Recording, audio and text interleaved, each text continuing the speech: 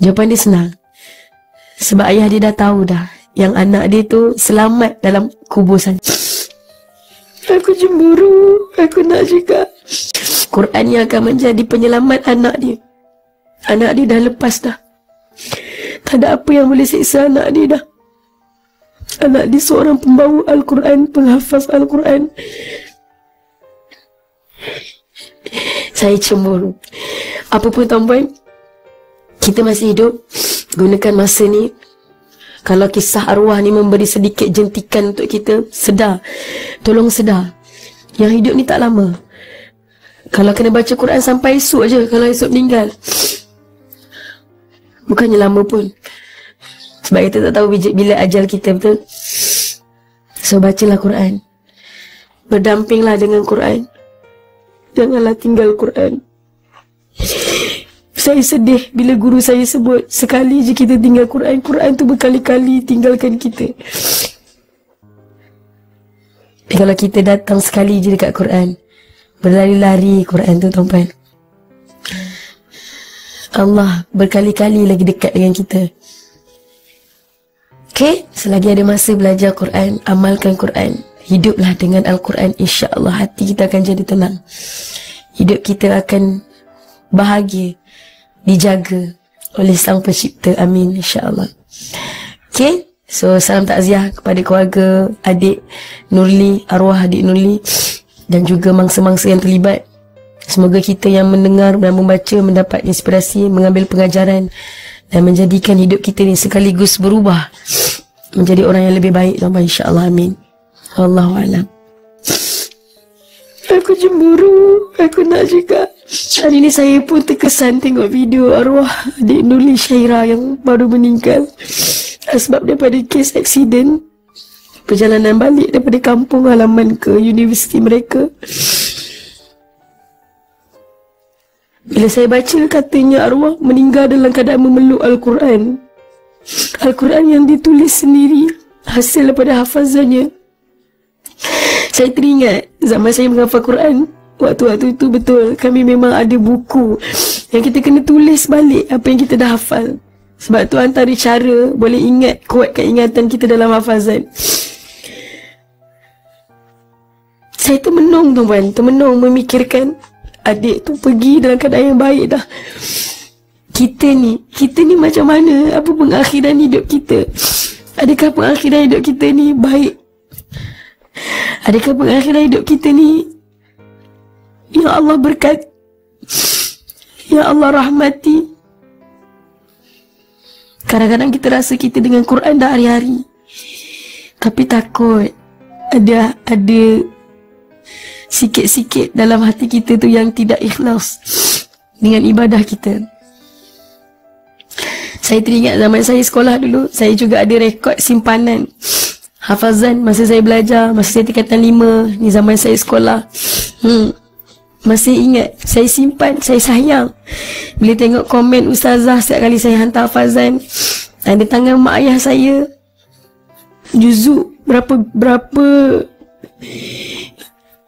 bintang yang mungkin saya dapat sebab hafazan tu. Doa yang ustazah tulis masa saya menghafal Quran.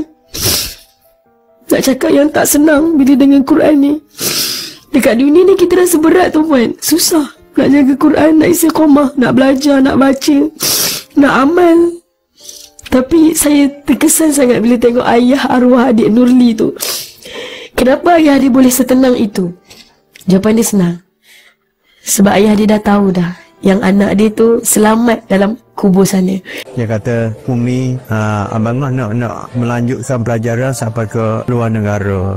Apabila dia meninggal tu barulah ibu dia perasan bahawa dia ni nak pergi ke negara abadi dia lah. Dia paling sayu sangatlah.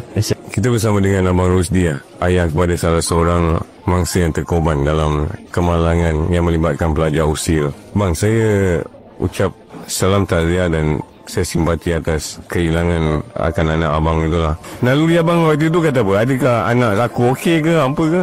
Saya masa tu saya pujuk hati lah. Anak saya masa mula-mula naik bas tu, dia telefon dia tu bateri low. Saya beranggapan nak pujuk hati ni telefon dia tu matilah. Telefon dia mati dan saya call dia tak dapat. Jadi saya beranggapan dia tu ada lah. Saya mulakan perjalanan pukul 5 pagi ke Gerik lah. Jadi sampai di Jeli lah lebih kurang, kita baru dapat info daripada anak lelaki yang daripada Tasik Logo, Penang. Dia sampai awal, dia bagi tahu bahawa anak ni sudah tak ada lah. Bila mendengar berita tu, macam mana bang? Isteri, anak-anak menangis apa, kita pun memang kita rasa sedih. Macam tadi kita kata, kita reda lah dengan apa yang berlaku.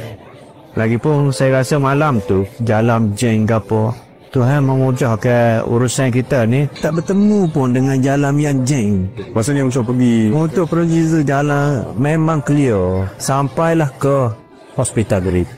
Bang, ada tak masa arwah ni?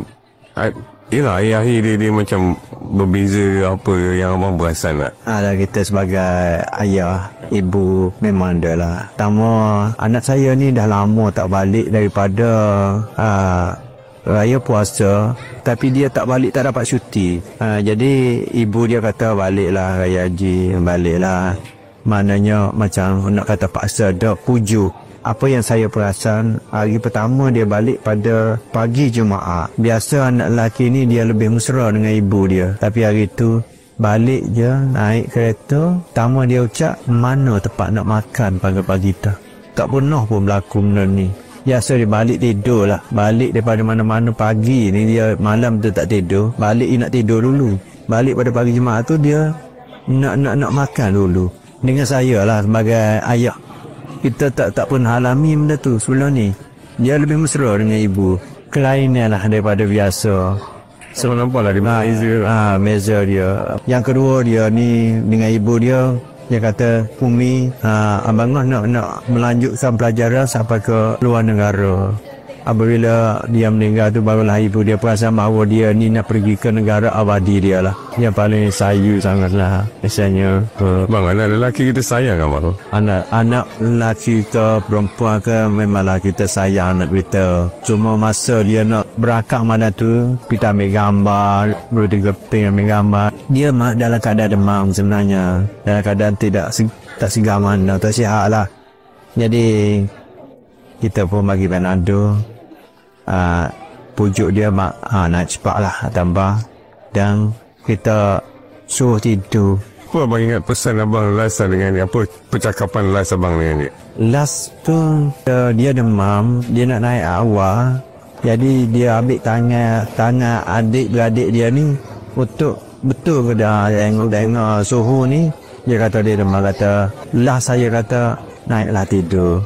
Adakah pelajar-pelajar yang terlibat dalam kemalangan itu dikira mati syahid akhirat? Mohon doakan buat semua arwah ditempatkan dalam kalangan yang beriman, diampunkan semua kesalahan mereka. Semoga Allah beri kekuatan sabar, tabah buat seluruh ahli keluarga mangsa. Amin ya rabbal alamin. Dalam hadis-hadis yang sahih, Nabi menyebut antara kategori syahid akhirat, mati beranak, mati terbakar, mati lemas, mati sakit di dalam perut seperti kanser dan taun, mati yang sangat-sangat menyeksakan, mati terkepit dengan suatu benda yang keras. Maka sebagian ulama mengatakan orang yang aksiden ditusuk besi-besi sampai pecah badan, pecah tekak dan sebagainya dalam kategori syahid akhirat. Tak usah balas dalam bab ini. Maksud syahid akhirat ialah Allah matikan cara mengerikan itu, ada pahala bagi mereka atas kematian tersebut. Orang lain mati elok je badannya, dia mati tu soyok situ soyok sini, sakit nak keluar rohnya, maka diberi kebaikan, ada pahala. Itu maksud syahid akhirat.